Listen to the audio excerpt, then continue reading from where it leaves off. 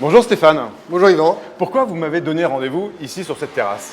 Parce que c'est le point culminant du bâtiment à partir duquel on peut apercevoir l'ensemble du campus et en particulier ce bâtiment qui a successivement abrité l'hôpital allemand au XIXe siècle, puis l'hôpital militaire français, puis le consulat général de France, avant d'être laissé à l'abandon, et enfin d'être rénové et agrandi pour accueillir l'incubateur accélérateur de l'ESA, Smartesa, qui sera la maison donc, des startups. Ça, c'est l'année prochaine, dès Ça, l'année c'est à prochaine. partir de l'année prochaine. Cet incubateur existe déjà. Il est très appuyé par nos partenaires stratégiques, la Banque du Liban et le gouverneur en particulier, M. Salamé, l'ambassade de France et l'ambassadeur, M. Fouché, et la Chambre de commerce et d'industrie de la région Paris-Île-de-France, et son président, M. Kling, et son vice-président, M. Vermès. Alors là, on est au cœur de Beyrouth, on est dans un quartier qui s'appelle le quartier Clémenceau. C'est le quartier Clémenceau, avec la rue Clémenceau qui passe au-dessus. Et c'est l'un des quartiers, j'allais dire aujourd'hui, les plus chers de Beyrouth, l'un des plus beaux quartiers, mais à proximité immédiate du centre-ville. Donc on est un peu sur un territoire historiquement français. Ici. Alors on est complètement sur un territoire français et qui est encore français à ce jour.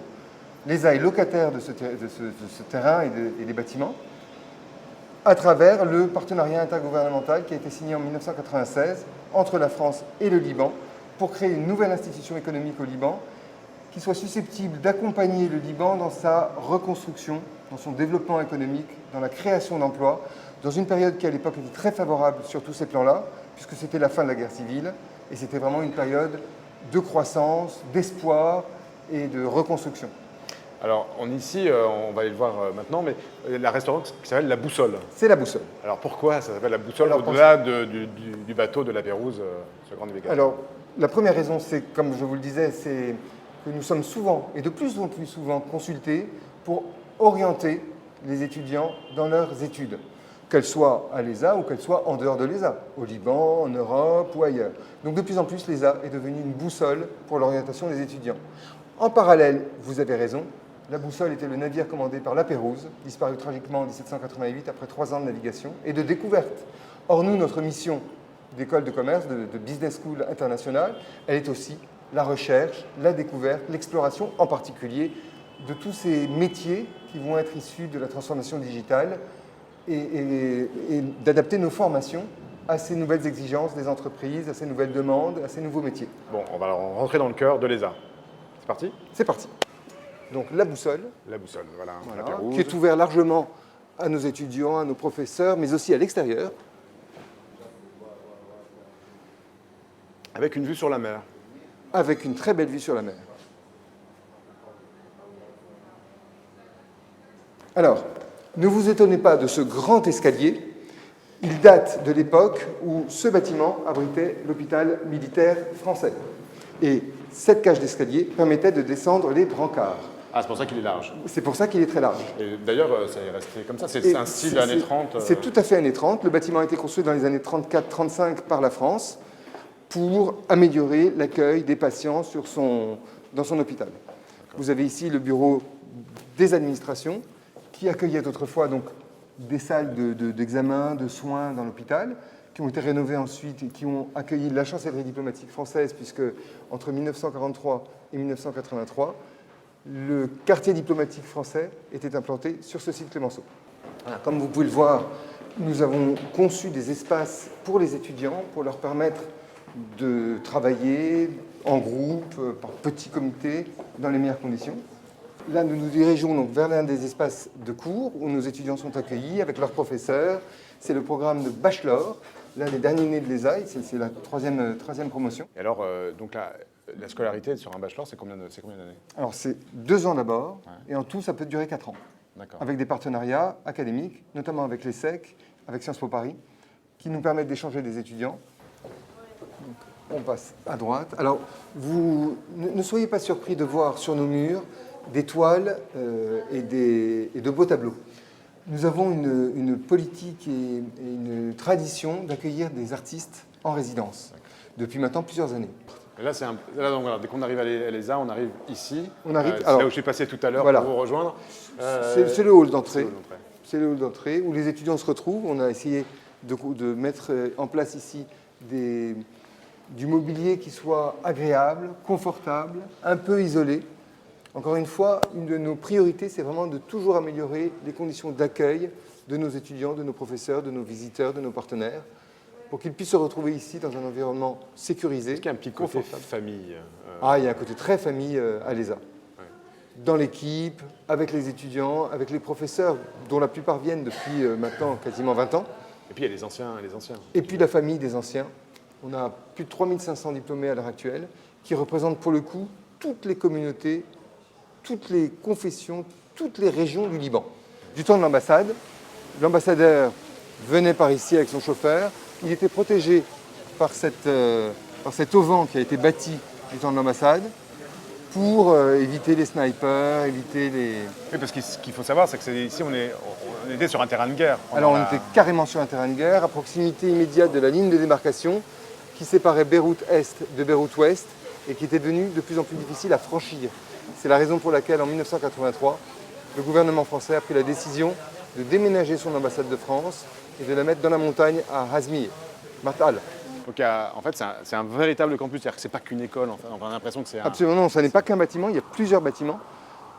Nous avons devant nous ce bâtiment que nous appelons La Tour, qui accueille à l'heure actuelle les MBA et MBA exécutifs, avec une très belle terrasse aussi au dernier étage. Donc des bâtiments qui sont historiques, qui sont très anciens, mais qui ont tous été rénovés dans les règles de l'art, avec un respect extrêmement important des matériaux d'origine.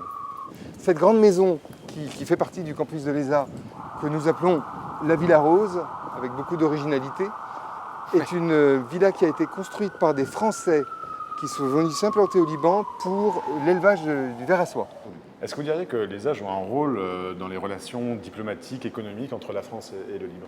Je pense que l'ESA fait partie de ces liens, effectivement, qui existent entre la France et le Liban. L'ESA d'abord existe parce qu'il y avait des liens historiques et profonds, solides entre la France et le Liban. Et je suis tout à fait convaincu que l'ESA contribue au renforcement, modestement, et à sa hauteur, à sa dimension, mais contribue au renforcement de ces liens qui existent entre la France et le Liban.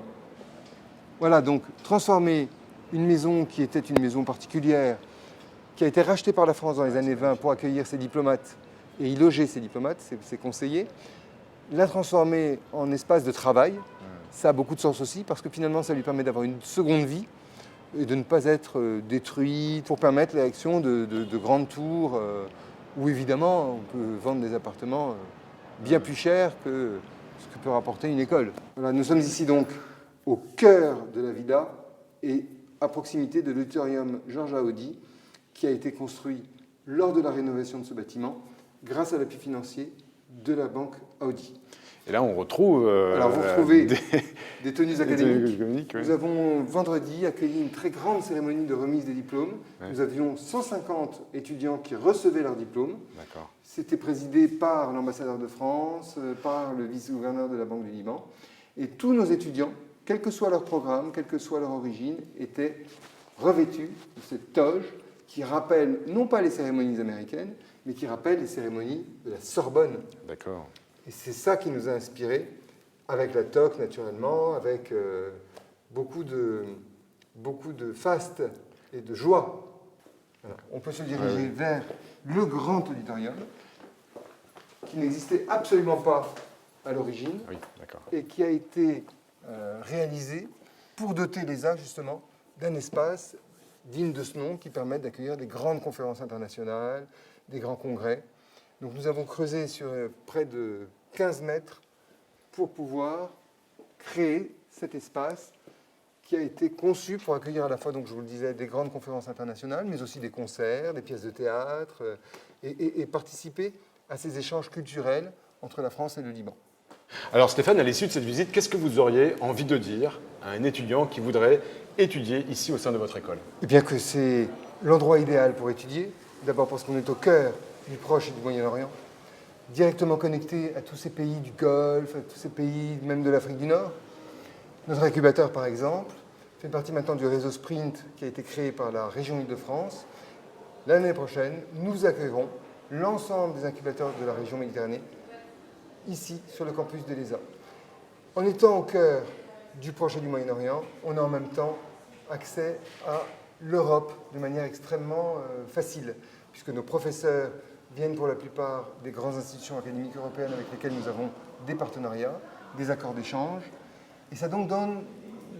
C'est ici que les choses se déterminent en ce moment.